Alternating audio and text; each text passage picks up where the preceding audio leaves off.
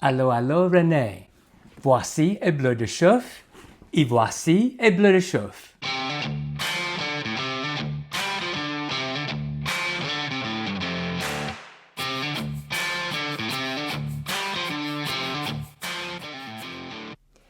G'day, welcome back to Britlosophy. If we haven't met before, my name is Tech, and I acknowledge the traditional custodians of the lands that I'm on, the Whadjuk people. I'm filming here in Perth in Western Australia with these two French bags behind me. They're both from Bleu de Chauffe, a French handmade leather manufacturer of bags mainly, but they're branching into other things. This is the original Fisherman's Musette, which I've had for quite a while now. I bought it during a sale when they were discontinuing some of the leathers in this sort of configuration. I've had some difficulty using this, which I'll talk about in a minute, but it is a beautifully made bag, despite the fact that I'm finding it hard to use on a day-to-day EDC kind of situation. But recently, they brought out this similar musette, except this is called the Business Musette. And there are some fundamental differences, although they're very similar in shape and look and heritage, I think, of where they come from. So I'll take you through the comparison of these two bags, but before that, I'll talk to you about the brand, and then I might take you through each of these bags before I take you through the comparison. So keep watching. So Bleu de Chauffe, it was established, I think, in the late 2009s, 2010. They're now really well known for their workwear-inspired bags and other accessories, and very recently have branched out into workwear clothing as well. It's based in the Aveyron area in France, where they set up their workshop or factory. And their sort of penchant is to hand make their goods in a variety of traditional ways. And what I like about it is that their bags especially are made by one person, one craftsperson, right through the entire production run or production work. Rather than, having somebody cut the pieces out and somebody sew the trimming and somebody cut the buckles and manufacture them, and then somebody putting it all together. One person does it all, which I think is a really good way of ensuring that you have constant attention all the way through, and they're correcting themselves as they go through. And I'll show you when I go inside that they're actually signed by the craftsperson. Now, the name Bleu de Chauffe for the brand literally means boiler blue, and also refers to the serge blue traditional chalk coats that French workers used to wear. I think pastoral workers probably more than mechanical workers. So it has it's steeped in the background of French workwear history. So let's start with the physical characteristics of the original Fisherman's Musette. But before we do, can I remind you to click on like and subscribe? It'll help me out. So if you take a look at this is the medium. And the medium is really good enough for me to carry the things that I want to carry. It's of a particular size, which I'll put down in the description below for both of these bags. And what I find about this is the quality of craftsmanship clearly shines through. I think there's nothing wrong with the value of the materials and the quality of craftsmanship. Where I do find it a little bit lacking is the way I use it, and I'll tell you about that in a minute. But let's go through the physical aspects of it first. It's basically based after an original fisherman's bag, and you can see by the shape, slightly smaller at the top than it is at the bottom, presumably for stuffing all your fishing materials and potentially fish. If you look at the materials, it's made of a really lovely soft suede, quite thin, but it seems firm enough to me. It's never caused any problems in terms of my using it. if you look right around, it has a flap at the back held by a magnetic, one of those magnetic clip things. And then in front, the flap comes over and there are two straps to hold it down on. Now, these solid brass buckles actually work, but the way you actually use this is by these magnetic snaps. And that, I think, to me, is one of the cons, because I do find this quite easy to catch on something and come off. Ironically, the magnet on the back is a bit stronger, and I have to pull it with some force than these magnets in the front, which you can imagine if you put them down a car seat, could fly right off. A little bit annoying. If you open the flap, the edges of the bag, by the way, are tooled over with leather all the way through. You start to see one of the reasons I find it difficult to use. I've stuffed it with a towel to give it basic shape, because if I took the towel out, it becomes really loose, and when I hang it on my shoulder, it sort of collapses into nothing unless I have things in it.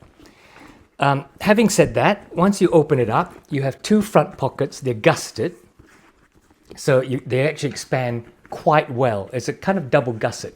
You have this fold, but you also have this other gusset, so it expands. I found stuffing it really very practical. Inside the bag is a very big space, and again, you can stuff all sorts of things in there. But I do find, because of the shape, once you put your laptop in, it still tends to collapse unless you pack it full of books and notebooks and maps and things like that, or maybe a spare jacket or a spare jumper, which sort of puffs it up a bit. Inside the bag is this strap that you can, ironically, pop clip into. It's not magnetic, it's an actual snap button, which if they'd used on these, I wouldn't have minded so much. That keeps the mouth of the bag shut. And inside it is I won't do it, but it's a removable zip pouch, which again, I might as well do it. It snaps into the body of the bag. And the pouch has the name of the maker. I'm trying to read it. Vetle? I'm not quite sure. It's signed by the person who made it. And then you have a canvas shoulder strap, totally adjustable with solid brass fittings, attached by a leather buckle system, which you can also adjust, but only by a little bit. In terms of weight, it's very light, so you can stuff it with things without necessarily hitting a problem. Now, let me look at what I think is an improvement. And maybe they had feedback the same as me, that I find it difficult to use because it's so soft and floppy. It's not a replacement. I think the development that they came up with is this Business Musette. Now, as far as I'm aware, it only comes in one size, and it is definitely bigger than this one. I mean, it's hard to see because it's so floppy. However, this one has a lot more structure, and you can actually prop it up. It's totally empty. You can prop it up and it'll stand on its own. What are the improvements, dare I call them, or developments? Well, to start off with, you have these straps that go around the body of the bag, front and back, and end up in this handle that clips. So it's actually much more usable. I find when I'm carrying this and I put it in the back seat of my car, when I get out of the car and try and fish it out, I have to grab it by the handle, or maybe grab it by the body. A little bit difficult to handle. Whereas this, I can always pull it out by the carry handle. The materials is made of British Millerain's dry wax canvas. Now, this is wax canvas. I've been in the rain in this, and the water literally drips off. It doesn't feel waxy at all. You know, some some British Millerain waxed canvas that are used sometimes in jackets and raincoats and things, do feel quite sticky waxy on the surface. Feels perfectly dry, and yet it's waterproof. So it's obviously been steeped in some waterproof chemical, or the wax has been heated into the material rather than sitting on the surface. So fairly thick British Millerain, edged with leather, as you can see, and on the back it has a similar magnetic closure, full width pocket, so you can stuff things like not quite a magazine, it's not deep enough, but you can certainly stuff things in like keys and phones and things that you don't mind, that you don't think will drop out. It's also got all these leather trimmings around the edges to maintain, I suppose, this is not a pocket or anything, it's to maintain, I think, like some structural integrity across the width of it. And you'll see also the same sort of leather trim to the shoulder strap, and a totally adjustable shoulder strap made of canvas as well. The way the flap is secured, it's much better in my opinion. Rather than that magnetic clasp that sort of flicks itself open, you have the spring-loaded clasp, which is much more secure. And then in the front, you have the two gusseted pockets, very similar in that they're gusseted there as well as opened out there into a full gusset. Again, roomy, very roomy. Inside the bag, you have two felt pockets. You have one at the back, which is also removable using these snap buttons. And that is your laptop sleeve. In the front, there's a similar zip sleeve, similar to that one. And again, as you can see, it's got the snap buttons, and it's signed by the maker, Catherine. I can read that one. So all in all, you can see the similarities between the two, and the clear sort of development path, as well as going back to the original Fisherman's sack that they came from. Now, let's take a look at the comparison. So how would I compare them? Well, I think this is much more geared up to be what's called a business laptop bag, I think. The size is better. There's less of a narrow top and a wide bottom, causing a kind of bellows shape to the bag. So you can slip in your 16-inch laptop, no problems at all. The use of that felt laptop sleeve, this one doesn't have. In terms of, I think, practicality, the fact of having this handle makes it, I believe, more practical than that one without a handle. And also, I think because of the structure, it makes it easier to carry on your shoulder without it looking like it's about to collapse on itself, unless it's full. So I do like this. I have to say, I think I prefer this. I appreciate the British Millerain waterproof wax canvas, but I have to say, gosh, I do find this suede extremely attractive. That's a definite plus for me. With a couple of minuses being perhaps the security of the clasps and the security of all the different ways that you close things up.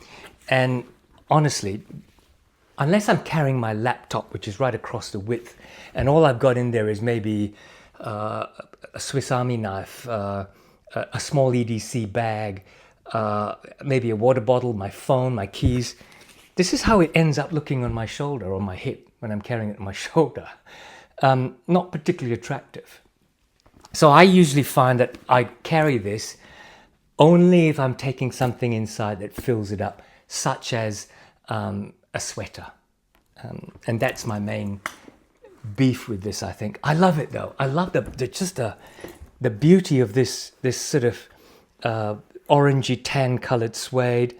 I love the beauty of this construction of this super thick leather fittings, and I do like that sort of heritage provincial shape when it's filled. It's just that I don't fill it all that often. All right, let's talk about value and where you'd buy this. I'll put a link to their website down below. It is an affiliate link.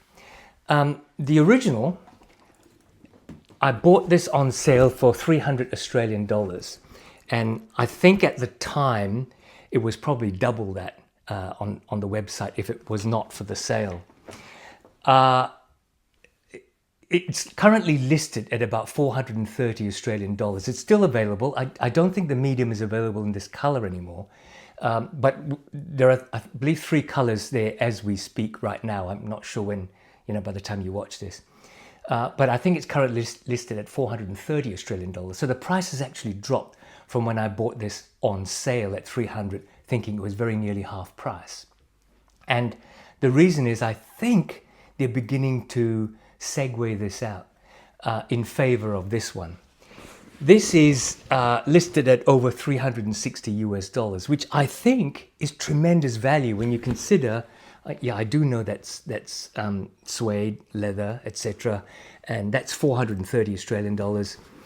This at 360 Australian dollars is about nearly 500, I think, if you include postage and all that sort of stuff.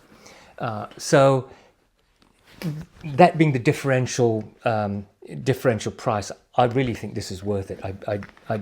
I do find this more useful in size and construction and everything else. Same value construction, right? Top value construction. One person doing it. If you look at the stitches, you look at the quality of the leather that's used, the canvas in this case, the suede in that case. No beef about the quality of materials at all. No beef about the method of production. I just think this is substantive quality. It's practicality that gets me. Look, that's enough for me saying that. Why don't you go and take a look at the website, link below. It is an affiliate link, and make up your own mind. Just know that I think if you bought this, you'd want to be thinking about carrying things in it that's not just 1 or 2 things. It's not a little bag. It's not a Harrison Ford Indiana Jones bag that you sling over your shoulder. This is much more sturdy for that sort of purpose, I think. I still say that I love this though. I just love the look of it. I just need to remember that next time I go out in it, I need to shove a towel in it to create some structure. Look, have a look at the website, decide for yourself. I'm not here to tell you to buy it. In summary then, I think Bleu de Chauffe do create, out of the evidence of these 2 bags, some amazing bags, leather goods. I've seen some of the other products, and I've got a hell of a lot of bags, so I still might go and get one of their postman's bags, which is all leather, and it's much more like a satchel, over-the-shoulder satchel. I've got plenty of those, but there's always room for another one. But anyway, I love the company, I love the brand, I love the shape of the products, I love the connection they have to French workwear history. I love the smart, innovative thinking of converting something that's very traditional into something that's very modern. And it has that real French twist to it, which I really like. And by the way, I do apologize for my French accent at the beginning. There was an old TV show from, I think, the 80s called Allo Allo from the BBC, which is the most hilarious spin on freedom fighters in World War II. And I pay tribute to that.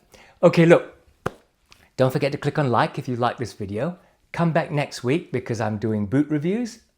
This is Bootlosophy. I do boot reviews. This is a little segue into leather bags. Come back next week. Subscribe so that you're reminded. Take care out there, and I'll see you again soon.